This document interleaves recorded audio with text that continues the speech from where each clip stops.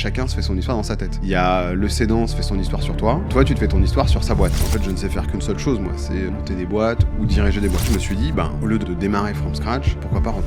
On a un de nos distributeurs qui malheureusement a eu un problème financier et donc il s'est retrouvé liquidé et on a repris son activité. Aujourd'hui, au niveau du groupe, on approche les 4,5 millions de chiffre d'affaires. L'objectif, c'est de transmettre. C'est pas de vendre ou quoi que ce soit. Nous, on est vraiment dans une dynamique de buy and hold. Toi, tu l'as eu le Oshit Meeting? Bien sûr, j'en ai eu beaucoup. Tu peux nous raconter le premier Alors, le premier Oshit Meeting, c'est quand on...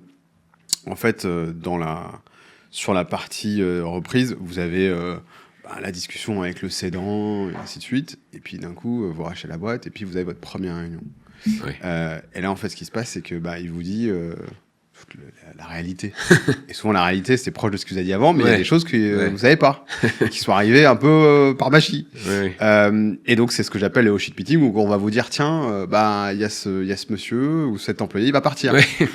Ou on va vous dire, tiens, ce client-là, finalement, il devait commander pour X milliers d'euros cette année.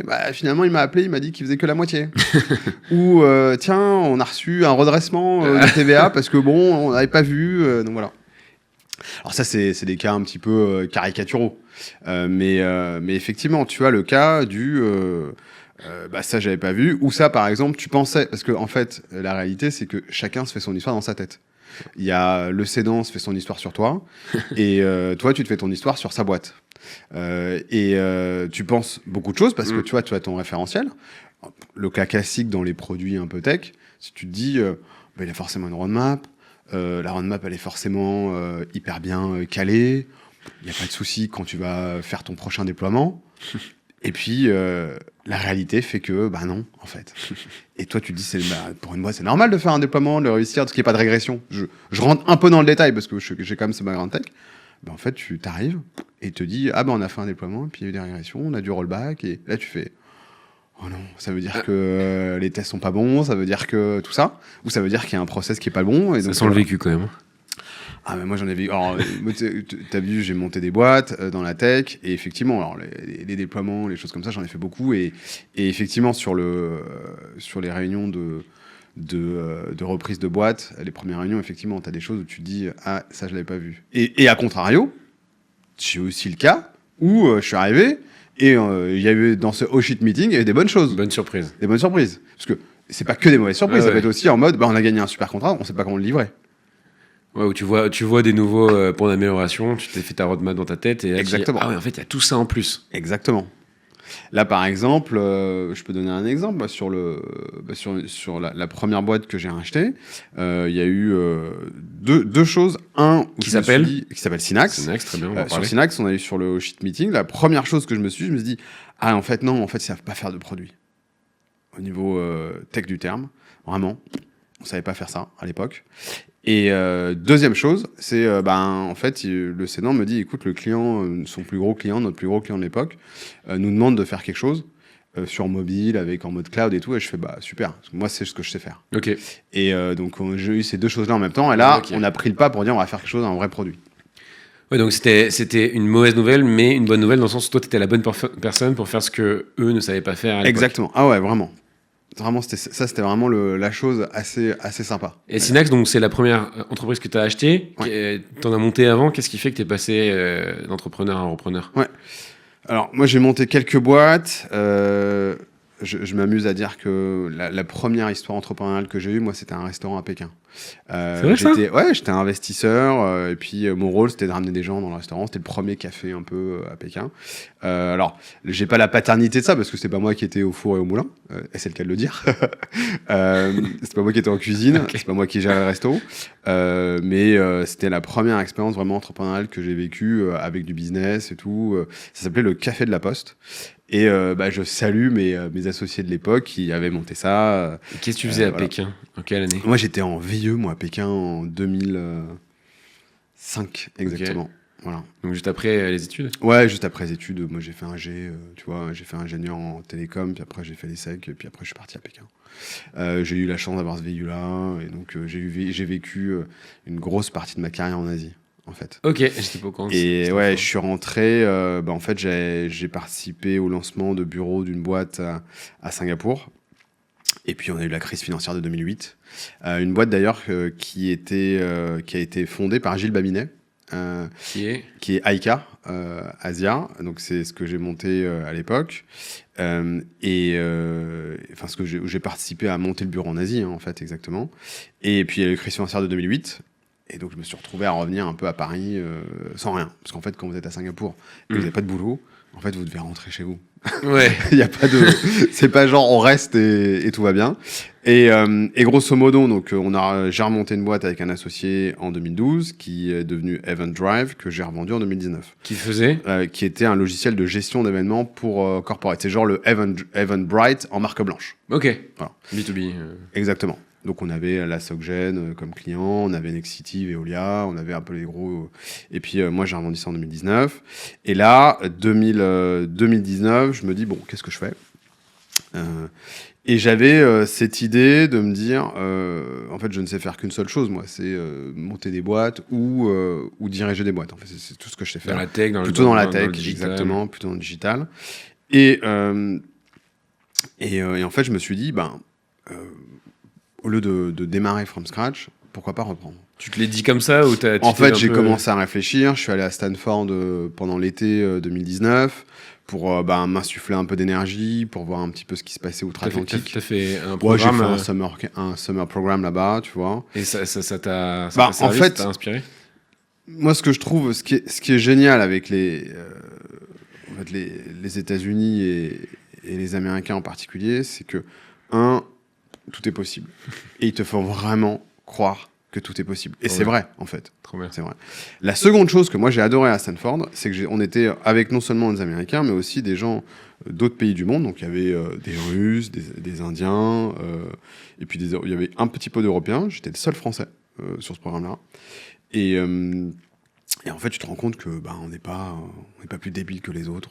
On n'est pas moins intelligent, okay. Tu vois, et on a cette capacité aussi de compréhension. Moi, je trouve qu'en France, on forme des gens qui sont quand même très bons. Et en fait, tu t'en rends compte quand tu te côtoies un peu aux autres. Pourquoi t'avais l'impression que de l'extérieur, les Français étaient vus comme... tu crois toujours que tu arrives dans la mec un peu de la tech, tu te dis, les mecs, c'est tous des stars. Et en fait, oui, c'est vrai, il y en a beaucoup, mais il n'y a pas que. Voilà. Et ça, je pense qu'il faut en être vraiment conscient. Et je pense qu'aujourd'hui, on le voit à travers certains succès qu'on a aujourd'hui, alors que ce soit dans la tech ou même globalement. Tu prends toutes les industries dans le monde, on a une boîte française qui est parmi le top 5. Ouais, dans l'industrie, dans la tech, partout. C'est nos spécialités. Donc il faut pas... Là-dessus, il faut pas du tout se dévaloriser. Et donc j'ai vu ça, et en fait, en discutant avec 2-3 personnes, je me rends compte que, en fait, il y a tout un marché de la reprise, où là, en fait, tu vas sur des actifs qui sont solides, qui sont là depuis un certain nombre d'années, et tu les développes. Et donc, j'ai commencé ma première thèse d'investissement, c'est de me dire, je vais aller racheter des entreprises qui sont plutôt dans l'IT, donc classiquement du service IT, donc aujourd'hui on appelle ça une ESN, et ou des boîtes qui ont des produits tech, type dans des vieilles techno, et l'idée c'est de les cloudifier. C'était un peu ça, ou les sassifier, comme on disait à l'époque. Pas mal. Donc ça, c'était ma première thèse d'investissement. Et donc, je reviens en à la fin de l'été 2019, et je commence mes recherches. Et rapidement, j'ai un peu de chance, j'ai 3 LOI que j'envoie, on va dire, d'ici en 4-5 mois. Juste avant le Covid. Juste avant le Covid. Donc, janvier, grosso modo, janvier 2020, j'avais 3 LOI qui tournaient. J'avais déjà signé une en Q4 2019, donc au 4e trimestre 2019. Malheureusement, donc là, je signe. Et puis, je commence mes due deals. Et puis, je me dis, tiens, c'est bizarre, entre ce qu'on m'a dit et ce que je vois, c'est pas la même chose. Et donc là, je reviens voir le Sénat et je lui dis, écoute, moi, ça me dérange pas, je suis motivé pour reprendre ton entreprise. En revanche, c'est plus le même prix. Ouais. Et là, on s'est pas mis d'accord. Donc bon, on est parti et puis pas de souci. Il y a une LOI qui saute là. Une LOI qui saute. Une deuxième qui saute parce qu'en fait, les gens qui voulaient vendre, finalement, je pense qu'ils voulaient pas vendre. Donc voilà. Ça, par exemple, mais c'était un dossier que tu avais trouvé qui était géré par un broker et c'était vraiment en vente ou tu l'as trouvé toi-même? Les 3 que j'ai vus... Celui qui voulait pas vendre en particulier. Celui qui voulait pas vendre, je l'ai trouvé via... En fait, moi, j'ai presque toujours trouvé via Fusac. Ok. Donc normalement, si quelqu'un est sur Fusac, il a déjà fait le parcours intellectuel de dire je suis prêt, je veux vraiment vendre. Ouais, mais toi, non. Là, ce cas-là, non. Okay. Typiquement. Okay. Au final, ils n'étaient pas prêts. Et en fait, ils étaient liés en direct. Ils n'étaient pas via un intermédiaire. Et ça, j'ai vraiment l'impression que c'est un thème qui revient tout le temps dans les interviews que je fais. C'est si tu veux être sûr d'aller au bout, paye les frais de broker, trouve que des deals qui sont vraiment en vente avec un broker, parce que une fois que la personne a signé son mandat, elle est prête vraiment. Et là, tu viens de donner un autre exemple où quelqu'un se retire parce qu'il met son annonce au cas où, quoi. Alors ça, il y a vraiment, là-dessus, il y a vraiment plusieurs écoles. Okay. Moi, je suis plutôt aligné avec toi. C'est-à-dire que je préfère passer par l'intermédiaire, puisque ça veut dire qu'effectivement, le cheminement a été fait, et qu'à un moment aussi, il y a un alignement des objectifs de chacun. Ouais. Au bout d'un moment, le broker, lui, il veut signer. Ouais. Toi, tu veux signer, et le cédant aussi. Donc, au bout d'un moment, il y a un alignement qui se fait dans le process, et là, ça marche, en fait. Donc ça, c'est vraiment... moi, je suis assez d'accord avec toi. Après, on a fait des deals, on était en direct avec le cédant, et ça s'est fait. Tu vois. Mais c'est vrai que quand on a et l'autre chose aussi, c'est que les très bonnes boîtes, en fait, elles sont pas visibles. Les très bons deals, en fait, les très bonnes boîtes ou les très bons deals? Les très bons deals, ils sont moins visibles. Ouais, les très bons deals, c'est parce qu'il n'y a pas de visibilité. Les très bonnes boîtes, si elles sont malines, elles se rendent visibles pour faire un process compétitif. Et là, ça devient encore autre chose. Après, tu rentres dans un autre game. Enfin, c'est ce que je commence à voir aujourd'hui. Moi, ce que je vois, c'est que des bons intermédiaires, si tu te retrouves avec... tu as un bon relationnel, tu peux récupérer des deals assez intéressants au bout d'un moment. Ok, à force de, du coup, créer ton réseau, être connu comme un investisseur qui va au bout. Ouais, c'est un peu comme les agents immobiliers. Hein. Enfin, Bien sûr. C'est à peu près pareil. Hein. Et ensuite, on a... donc ça, c'est sur... donc la dernière qui est Synax. Là, on passe par... là, c'est passé par un broker. Alors, ce qui est pour la petite histoire, sur Synax, moi, j'avais déjà eu le cédant en septembre, octobre. Il m'avait dit, écoutez, je vais passer par l'intermédiaire, donc il va vous contacter. Et donc, je me retrouve avec l'intermédiaire qui était BDO. Donc BDO, grand cabinet de comptable. Tu vois, ils sont vraiment top, là, pour le coup. Moi, j'ai toujours des très bons contacts avec leur partie M&A. Ok. C'est Thibaut Baptiste, si je ne me trompe pas. Ce que j'allais dire, c'est que ça dépend plutôt de la personne que de là où il bosse. Leur personne, leur responsable M&A est très bien. Vraiment, je les recommande. Et donc, on se reparle. Et puis, on échange. Et puis, j'envoie ma LOI. Cette LOI-là, elle a été envoyée, la finale, elle a été envoyée en mars, donc 3 jours ou 2 jours avant le confinement. Et je retrace ça dans un de mes articles sur mon Substack. Donc, j'ai une newsletter sur Substack sur lequel je pense que vous pourrez mettre le lien dans les commentaires. Et en fait, et c'est pour cette raison. Alors, je vais t'expliquer ce qui s'est passé. Donc, le cédant m'appelle et il me dit écoutez, bon, il y a Macron qui va fermer. Est-ce que vous voulez quand même qu'on continue ? Et moi, je lui dis, vous savez, votre boîte, elle va pas changer parce que Macron, il va fermer pendant 4 semaines le pays. Sachant que tu peux expliquer ce que ça fait pour qu'on comprenne quelle était l'activité de Synax. L'activité de Synax, alors c'était une boîte c'était une ESN, qui avait 20 ans en 2020, qui avait 20 ans, qui était née d'une ESN qui était morte en fait. Donc voilà, ils avaient des clients historiques depuis 20 ans. Quoi comme type de clients ? Des gens dans la construction. Et donc, tu t'es pas quand même dit... Là, tu lui dis, votre boîte, elle n'a pas changé, mais ses clients, c'est quand même la construction. La construction, ça s'est arrêté 14 mars. Tu avais la construction, tu avais une activité de SN classique, de data, de développement informatique sur des gros clients historiques. Et on avait aussi un pôle sur tout ce qui était... à l'époque, on avait aussi on avait construction, on faisait aussi des choses dans les franchisés à l'époque. Voilà, on faisait de la data, de récupération pour le franchiseur. Donc suffisamment diversifié pour que tu lui dises non, je suis confiant. En fait, la réalité, si tu veux tout savoir, c'est que moi j'avais rien d'autre à faire. Tu vois, la réalité elle est là, c'est que moi je n'avais rien d'autre à faire. Tu vois. Donc il y avait ça et donc on fait le deal, donc le deal se clôt. Non, la boîte était assez petite, elle faisait un peu moins d'1 million d'euros de chiffre d'affaires, tu vois. Et il y avait une partie produit. En fait, c'est comme ça qu'on me l'avait vendu. Il y avait une partie produit. C'était plutôt ça qui t'avait repéré Moi, au c'est où début. je me suis dit, il y a ces deux choses-là, c'est intéressant à pouvoir avancer. Et alors, pour la petite histoire, juste pour finir sur pourquoi le deal s'est fait. Donc, je lui dis, votre boîte, elle va pas changer dans les 4 prochaines semaines. Et puis, il me dit, OK, banco, on signe. Et donc, ce qui était très bien, c'est que on a pu, et j'ai pu, entre guillemets, je lui ai proposé de l'accompagner pendant cette période de Covid, en disant, écoute, si tu veux, on se parle toutes les semaines. Moi, je regardais sur qu'est-ce que moi j'aurais fait, ou je regardais un petit peu à droite à gauche, c'était quoi les bonnes pratiques à donner. Donc, je lui ai partagé ça. Après, il a fait ce qu'il voulait, parce que c'était sa boîte, et ainsi de suite. Mais on a fait ce process-là. T'étais vraiment disponible, en effet. J'étais vraiment super disponible. T'avais envie de bosser, là. J'étais vraiment super disponible. Et ensuite, ce qui s'est passé, c'est que je rachète la boîte, le closing se fait en juillet 2020. Donc, signature de la LOI en mars, closing en juillet. Ah oui, mais... Et en octobre... 4 mois. Ouais, et en octobre, ce qui se passe, c'est qu'on part voir un client ensemble. Puis je lui dis, c'était qui finalement les autres acheteurs potentiels et tout. Et il me dit, écoute, je vais te raconter ce qui s'est passé. C'est qu'en fait, avant de t'appeler toi, j'avais appelé celui à qui je voulais vendre, qui était un groupe de services IT dans le sud. Et il me dit, j'appelle la personne, et elle me dit, en fait, Macron, il va fermer là pendant 4 semaines, écoute, on décale tout. Et il me dit, toi, je t'ai appelé, tu m'as dit complètement l'inverse, donc je me suis dit, c'est avec toi que je signe. Comme quoi, ça tient pas à grand-chose. Ouais. On en parlait tout à l'heure, on parlait de... Tu me disais que j'ai accepté des conditions un peu intenses avec la banque pour closer, mais c'est exactement ce que tu dis. Quand t'es là, tu fais ton premier deal. En général, ça fait 6 mois que tu es en train de faire ça, donc tu es dispo. Ce que tu veux, c'est passer à l'action. Donc au final, toi, tu t'es dit, allez, go, même si c'est le Covid. Moi, je suis dit, allez, go, même si on me demande pas mal de garanties.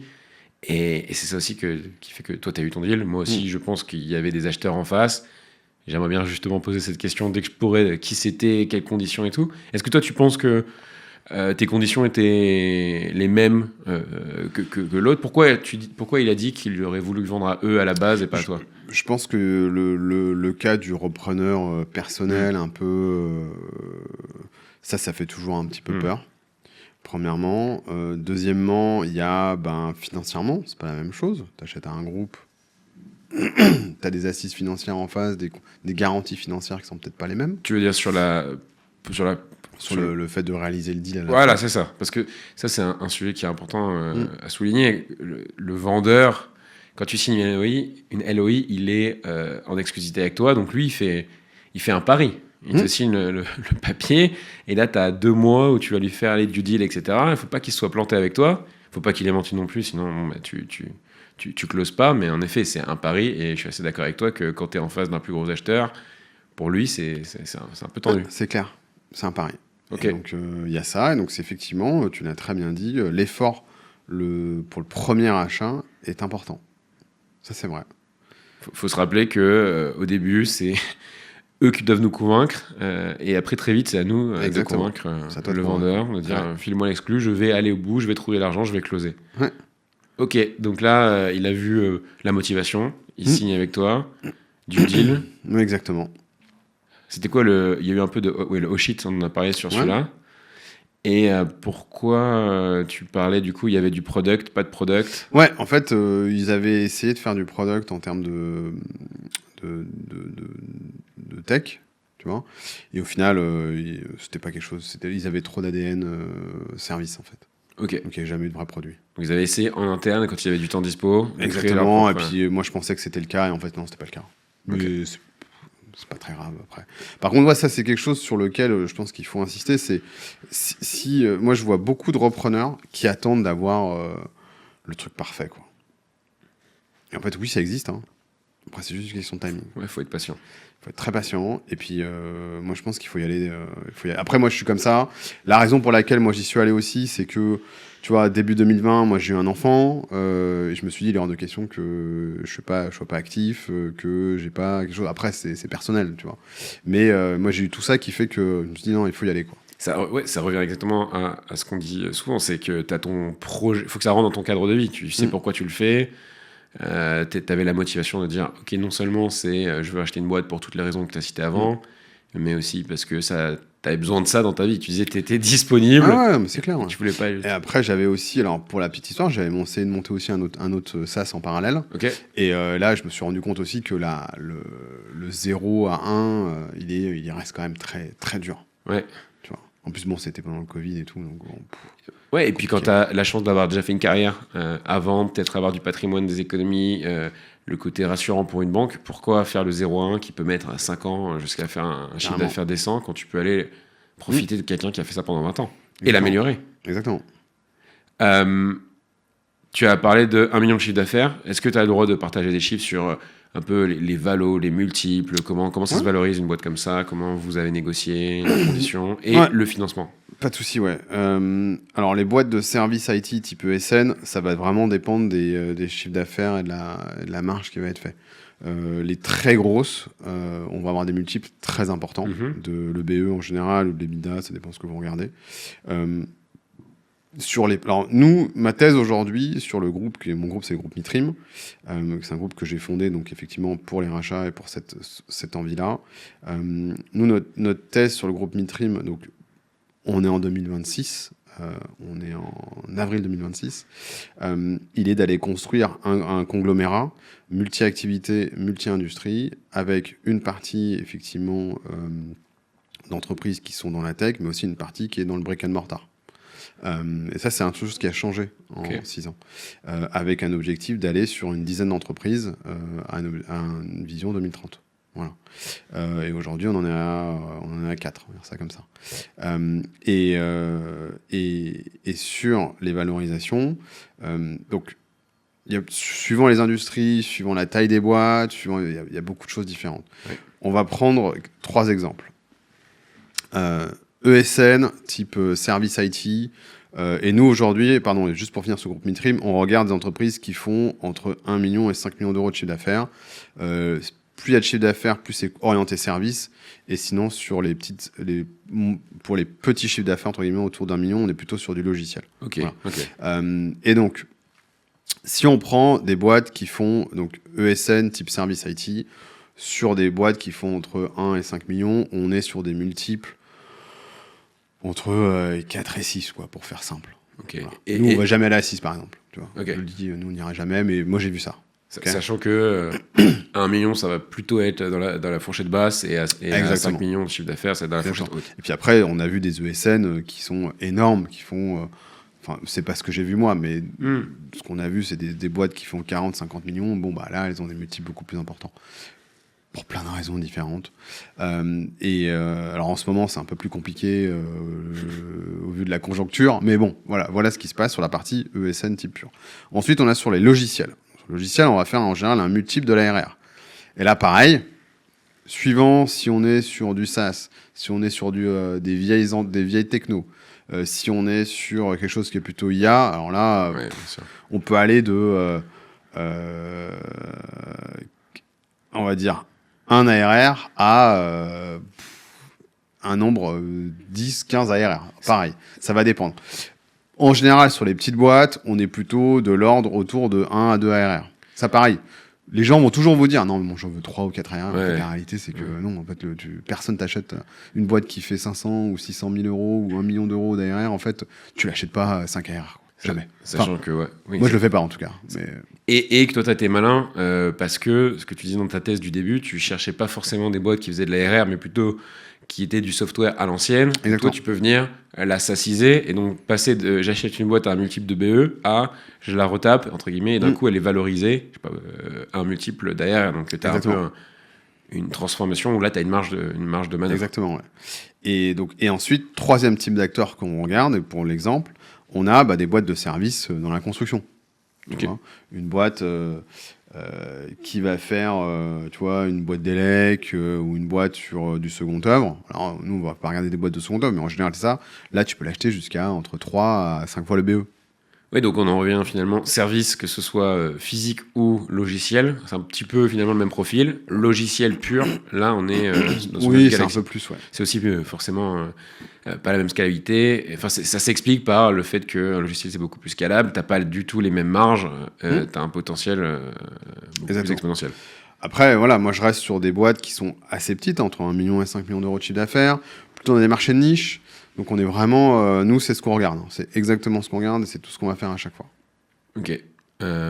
Comment t'as, du coup, pour revenir sur la première, comment t'as financé une boîte qui fait 1 million de chiffre d'affaires? Ça fait un peu rêver tout le monde de pouvoir acheter ça comme un premier deal. Comment t'as fait, toi? De l'apport. Parce que comme j'avais vendu, j'avais un peu d'apport. Et puis, on avait de la banque et une partie de crédit vendeur. Ok. Voilà. Le trio gagnant. Exactement. Tu dis t'étais avec un associé? Non, je suis tout seul. Okay. Pour l'instant, le groupe, je suis à 100% sur le groupe. Ok. Classique. La banque, elle t'a fait confiance parce que c'est ta banque de... Non, c'était la banque du cédant. Ok.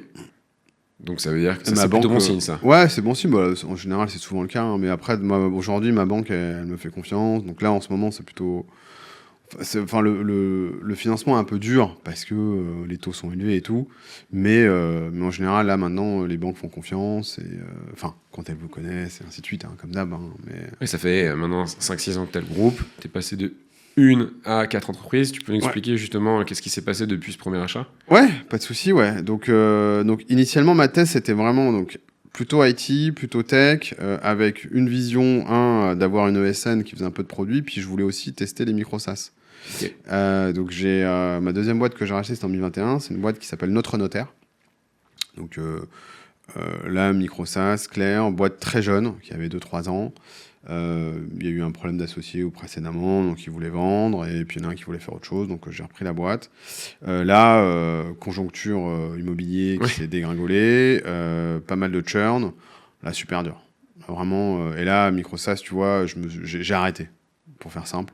Là, j'ai vraiment arrêté. Okay. C'était pas dans ma thèse. Pareil, j'ai sorti un article dessus, là, qui est sorti. Parce que, en fait, tu te rends compte que c'était un peu ce moment où il y avait de l'euphorie.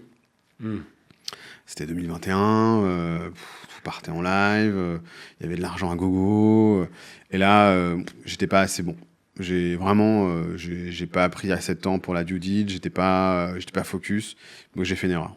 Après, quand tu dis micro-SaaS, est-ce que finalement, le problème, c'est pas qu'en achetant un business qui est trop petit, c'est les mêmes problématiques que de le créer de zéro quasiment?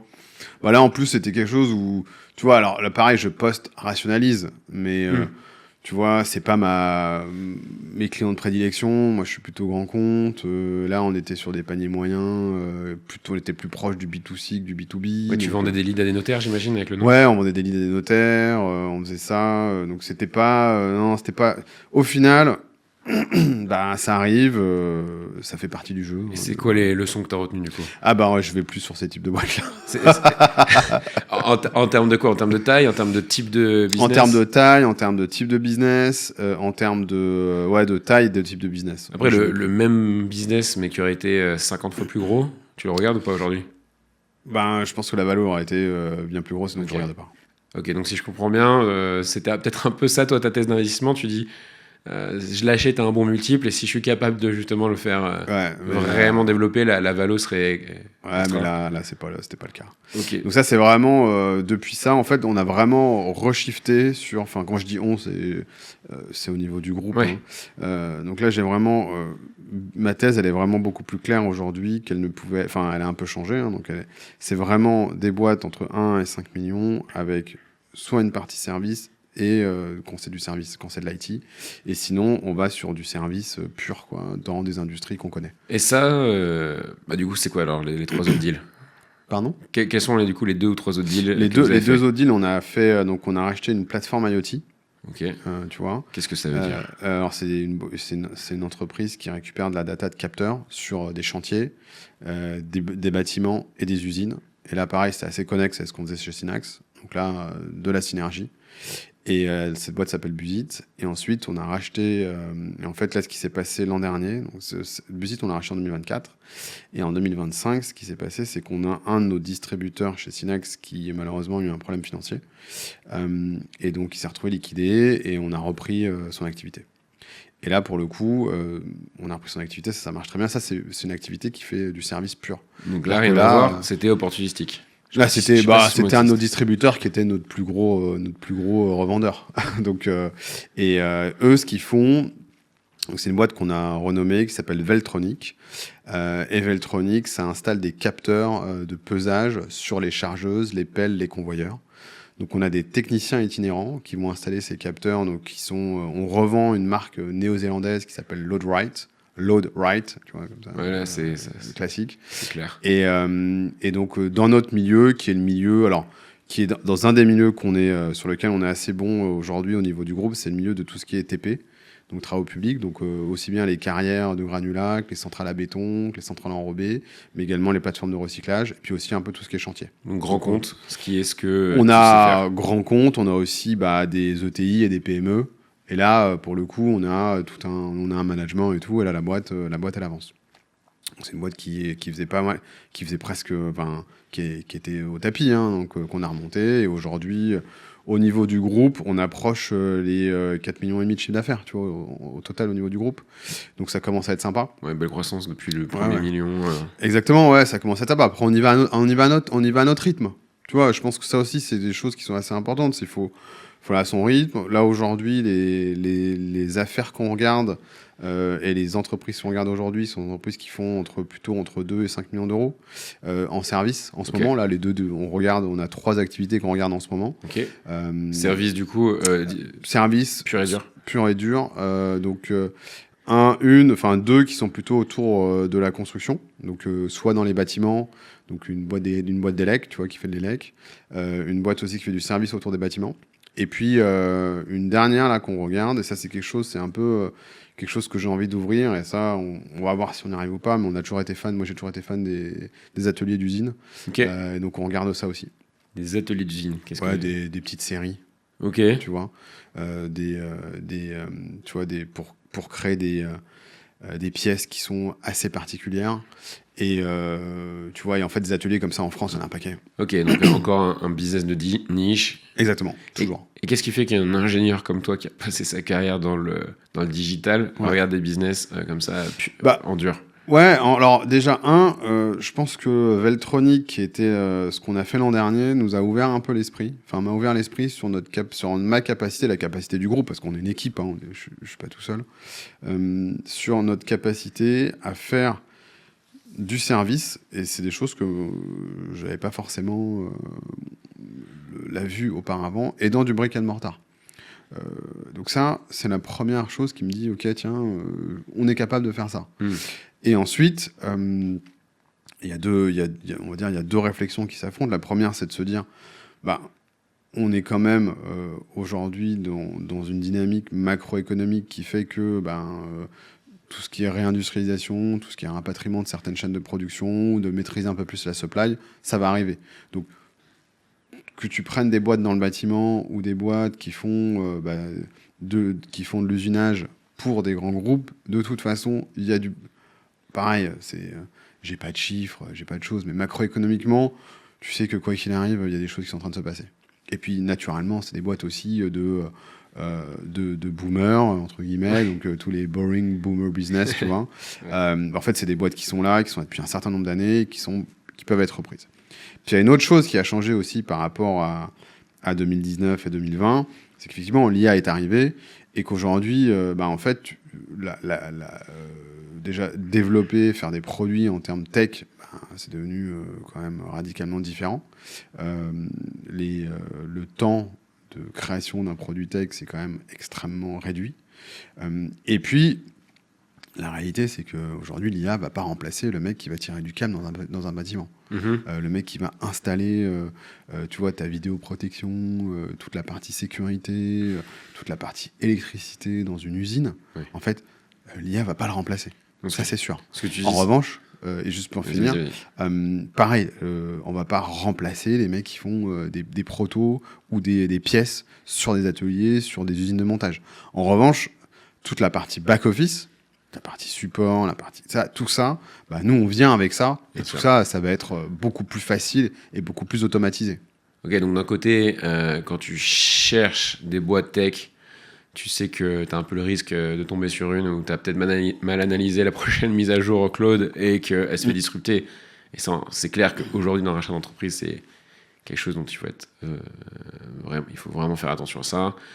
Et par contre, ce que tu dis à l'inverse, c'est que les métiers, entre guillemets, terre à terre, ils ne sont pas prêts d'être disruptés, ça c'est sûr, surtout le bâtiment. Après, justement, toi qui as un podcast qui s'appelle Les Bâtisseurs, c'est pas un peu la crise dans le bâtiment quand même en France Si. depuis quelques années? C'est la crise depuis 2 ans, Ouais. mais les bâtiments, ça a toujours eu des cycles, en fait. Ok. Donc, oui, en ce moment, c'est dur. Ça, c'est clair. Faut pas le nier. Oui, c'est dur. Il y a, on va dire, 2 choses et une troisième qui est en train d'arriver, mais il y a 2 choses conjoncturelles. La première, c'est qu'effectivement, on a dans notre pays la commande publique quand même dans le bâtiment est non négligeable. Ok. Et donc, depuis, donc c'était, je me rappelle même plus, c'était en 2023 ou 2024, la première dissolution. Enfin, la dissolution, pas la première, parce qu'il n'y en a pas encore eu d'autres, mais la dissolution a creusé, en fait, une vague d'incertitude. Ensuite, donc ça, c'est la première chose. Ensuite, il y a l'augmentation des taux, qui fait que, ça, couplé à l'incertitude, fait qu'il y a de moins en moins de permis, donc il y a de moins en moins de bâtiments neufs. Ok. Donc tout le bâtiment aujourd'hui, ce qui va très bien sur le côté rénovation. Ouais. Donc typiquement, des boîtes comme Acorus vont très très bien.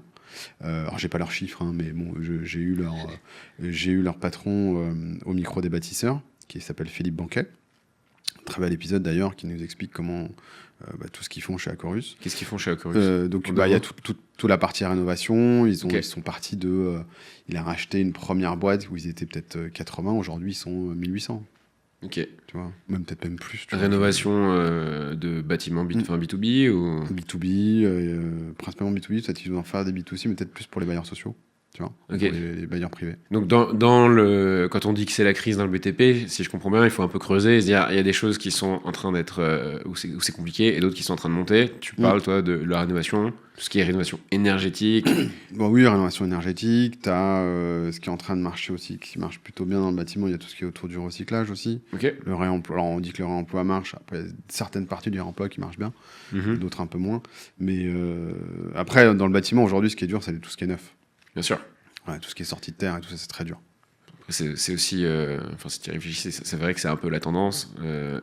Si on pouvait rénover tout ce qu'il y avait, il y a des beaux bâtiments en France, il y a des beaux centres, des belles villes. Ce serait quand même génial de pouvoir plutôt rénover tout ça et les rendre vivables que d'aller construire des toutes maisons en carton à 10 km du centre. Ouais, Je après, sais pas, comme ils font aux États-Unis. Après, il y a des pour et des contre. La belle pierre de Limoges, merde. Des belles pierres, il y en a partout. Il y en a en Bourgogne, il y en a en Bretagne, il y en a.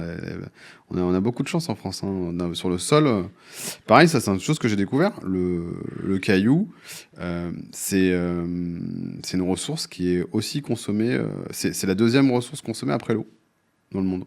Ok. Parce qu'en fait, t'en trouves partout du sable. En fait, le sable, Ok. t'en as partout. T'en as dans le verre, t'en as dans le béton, t'en as besoin pour faire du ciment, t'en as besoin pour certains types de pierres, donc que ce soit du calcium ou certaines choses que tu vas retrouver dans certaines pierres que tu vas mettre dans l'alimentation. Et bah, tu vois, j'apprends quelque chose. Non, c'est un truc de dingue. Et des carrières en France, par exemple, de granulats, t'as 3600 carrières. En fait, ce qui coûte cher en plus dans ce milieu-là, c'est le transport. Ok. En plus, c'est pas du tout. Tu peux pas l'outsourcer. Et tu peux pas le remplacer par l'IA. On voit, non, c'est hyper intéressant ton parcours, commencer par quelque chose de très digital que tu connaissais, et aujourd'hui, finalement, ce qu'on disait la dernière fois quand on faisait une réunion, tu as eu des opportunités en étant dans le game, entre guillemets. C'est quand tu es en train de bosser et que tu parles à des clients, que tu te rends compte de leurs problématiques, que tu apprends des choses, que tu développes. Et c'est comme ça que tu as découvert tes deals suivants et qu'aujourd'hui, ça évolue. Exactement. Limite, c'est un peu ça, moi, le message que j'ai l'impression qu'on est en train de passer aujourd'hui. Tu as eu tes mois de recherche où tu te sentais, tu tournais un peu en rond dans ta cage, comme moi quand j'ai fait ça pendant 6 mois. Et tu disais aux gars, c'est pas grave qu'il y ait le Covid, on attaque. C'était pas le deal parfait, mais tu as bien fait parce qu'aujourd'hui, ça t'a amené là où t'es. Ouais, carrément. Ça, là-dessus, il faut pas... Je pense que pour tous les potentiels repreneurs qui nous écoutent, tu as effectivement le premier deal qui est dur. Tu as après le second aussi est pas évident parce qu'il faut arriver à faire en sorte qu'on soit bien détaché du premier pour faire le second. Puis après ça dépend aussi de la thèse qu'il faut avoir. On est vraiment Et justement, pendant que tu bois, tu parles d'acheter le premier deal, deuxième deal. Dès que tu pourras, est-ce que tu pourras nous parler de comment tu délègues, comment tu gères une boîte. Ok, tu peux devenir le CEO, mais quand tu commences à en avoir deux, tu peux pas être partout. c'est super. Comment t'as fait pour passer justement de un à En fait, deux? c'est là où moi j'en suis au point où là je suis en train de changer en fait. Ok. Et là, ça devient compliqué. C'est intéressant. Enfin, ça devient compliqué. C'est une étape de transformation qui est assez intéressante. Et maintenant, donc au niveau du groupe, donc j'ai quelqu'un qui travaille avec moi au quotidien.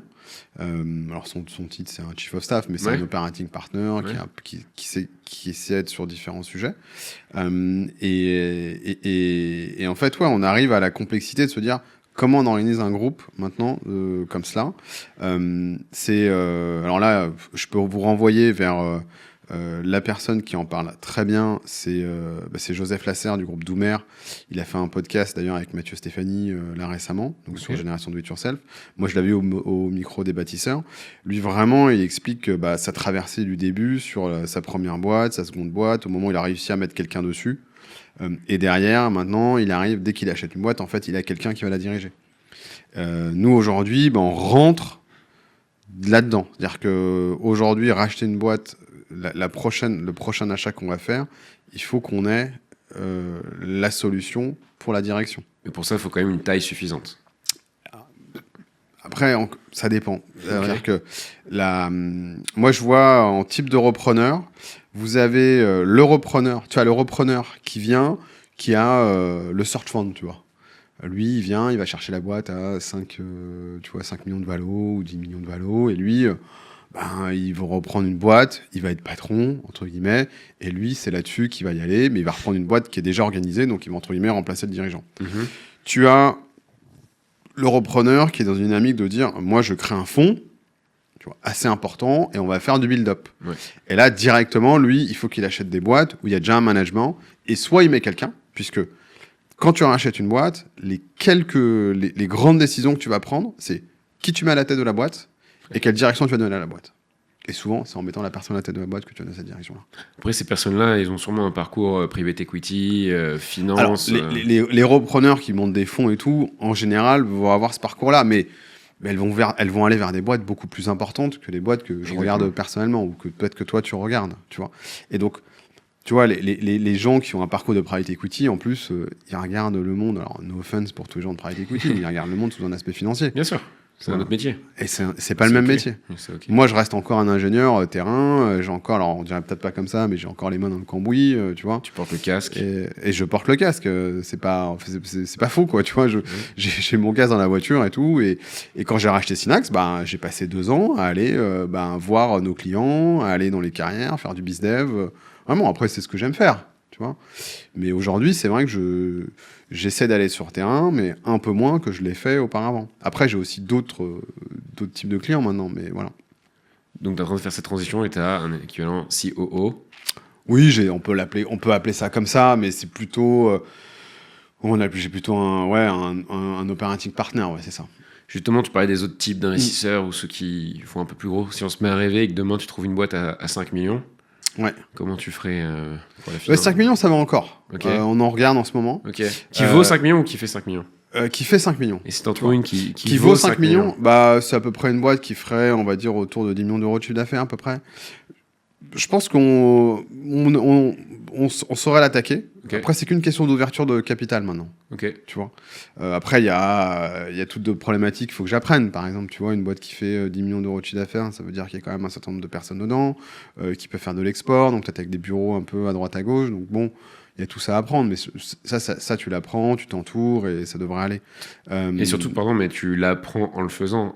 Exactement. Tu parles, du coup, je te challenge un peu sur une question qui fait un peu brainstormer sur entre guillemets des objectifs impossibles. Je dis, ok, je l'ai jamais fait, 5 millions, comment je finance?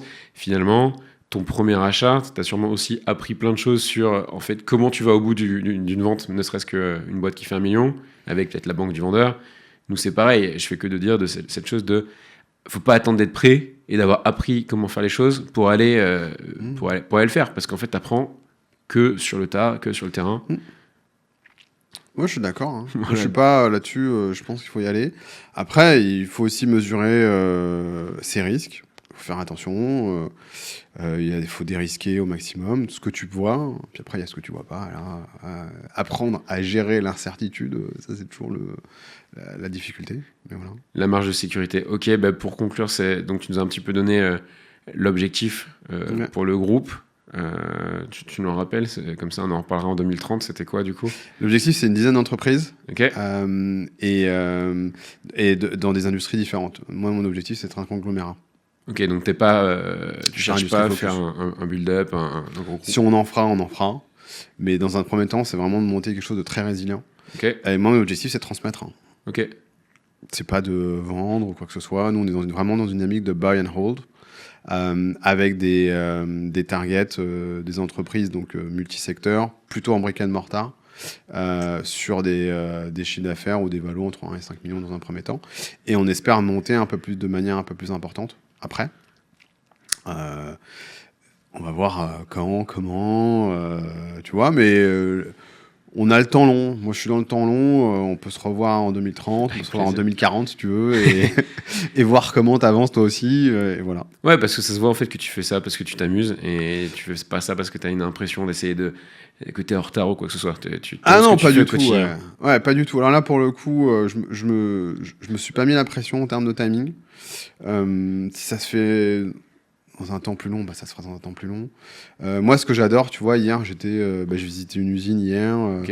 Moi, ce que j'adore, c'est comprendre les business, comprendre les histoires, discuter avec les dirigeants, même des collaborateurs, et échanger sur le métier, comprendre un peu c'est quoi les insights qu'on peut avoir, c'est quoi les choses qui sont intéressantes, et puis derrière, comprendre la plus-value ou le développement qu'on va pouvoir apporter à une entreprise. En fait, et ça, pareil, sur les repreneurs, moi, il y a peut-être deux choses que je peux partager. La première, nous, notre méthodo, on a une méthodo que je partage souvent, c'est les 20 minutes, 2 heures de jour. 20 minutes, on met 20 minutes pour se décider si on va plus loin dans un dossier ou pas. Et derrière, on met 2 heures pour discussion avec le cédant. Et on va prendre 2 heures, donc 1 heure de discussion, 1 heure de préparation. Et après, si on va aller plus loin, on passe 2 jours. 2 jours à faire quoi? 2 jours à travailler sur comprendre le business, aller voir. Moi, je vais à chaque fois voir sur le lieu de travail tous les gens, tous les cédants sur lesquels on va aller. Tu trouvais pas ça bizarre si on te disait non, tu peux pas rencontrer les équipes avant d'acheter? En fait, je les rencontre pas en position d'acheteur, mais on va sur place et on rencontre, on voit comment ça marche en fait. Tu te présentes pas en posant des questions. Alors, si je rachète la boîte, dis-moi tout ce qui va pas. Je peux pas trop te permettre. Non, au début non. En tout cas, je ne me permets pas ça aujourd'hui. Peut-être qu'un jour je me permettrai, mais pas là. Ça, c'est la première chose. Et j'ai oublié la seconde chose que je voulais dire. Donc c'était ça. J'ai oublié la seconde chose. Et même moi aussi, je peux pas t'aider, mais ce que je sais, c'est que aujourd'hui c'est le BIM World et que c'est l'heure d'y aller. Exactement. Du coup, merci Richard. Je t'en prie. Merci beaucoup Théo. Très, très sympa.